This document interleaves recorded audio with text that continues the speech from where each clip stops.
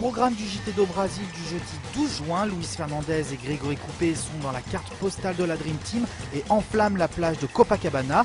Découverte ensuite du successeur de la Vuvuzela et Nicolas Jamin qui a rencontré Julio, un supporter colombien particulier venant du Québec.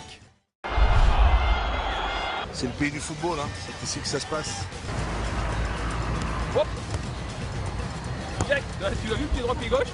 Pied droit, pied gauche. Pied droit, pied gauche. C'est bon. Ah, coquin. Il a touché, hein. Ah ouais, là il y a des passes, là, ça encore. Ah ouais. Voilà, on prend. Elle est tombée. Hop, on prend encore. Hop, hop, allez. On prend bien. Et il était meilleur en gardien quand même. Hein. Ah mais moi je l'ai gagé. Moi ça partait loin, hein, je te le dis. Oh.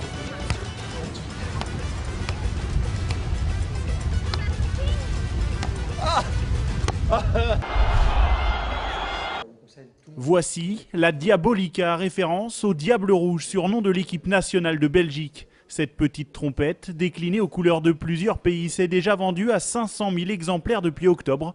Preuve que les meilleures idées sont parfois les plus simples. Donc la Diabolica, ça fonctionne très simplement. Donc c'est trois parties, donc télescopiques, d'accord. Ça fonctionne simplement au souffle.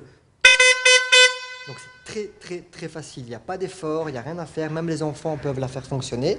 Mais contrairement à ce qu'indique son nom, la Diabolica ne devrait pas hanter vos soirées pendant la Coupe du Monde, car cet objet n'a rien à voir avec les Vuvuzela, ces trompettes aux bourdonnements incessants, vivement critiquées lors du mondial sud-africain.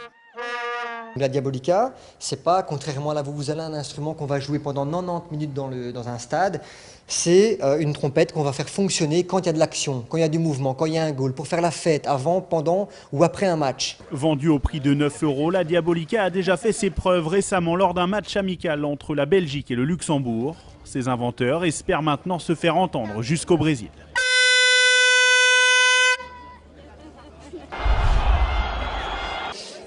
Oui, ce sera la place forte, symbolique de ce mondial brésilien. Nous sommes en haut du Corcovado, 704 mètres d'altitude, au pied surtout du Christ Rédempteur, le monument le plus connu du Brésil, qui nous rappelle que le Brésil est le plus catholique du monde. 15% des catholiques dans le monde sont brésiliens. Et vous le voyez ici, des maillots colombiens, des maillots chiliens, des maillots allemands, américains, quelques Grecs également sont ici. Pas de Français pour l'instant. Et on va se diriger vers un Colombien francophone, puisqu'il vit à Montréal, avec Julio, venu avec sa femme et ses 2 enfants depuis le Québec, forcément supporter de la Colombie.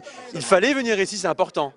Très important, c'est sûr. Ça faisait 16 ans que la Colombie ne faisait pas partie de mes prestigieux groupes de la Coupe du Monde, mais pour nous, c'est important d'être ici après ce grand retour. Et surtout ici, au pied du Christ Rédempteur, au Corcovado. Oui, c'est sûr, à Rio, c'est une belle ville. C'est une ville qu'il faut venir voir, il faut visiter cette ville. C'est sûr, la Colombie, je ne joue pas ici, mais c'est sûr qu'on vient ici, on tenait bon d'être ici. Voilà, on a trouvé un Colombien au pied du Christ Rédempteur avec l'accent québécois qui parlait français. C'est fantastique, évidemment. Malheureusement, on n'a pas trouvé de français pour l'instant, mais il faut dire que cette statue du Christ Rédempteur est à la moitié française, conçue en 1931 dans un atelier d'un artiste français à Boulogne-Billancourt.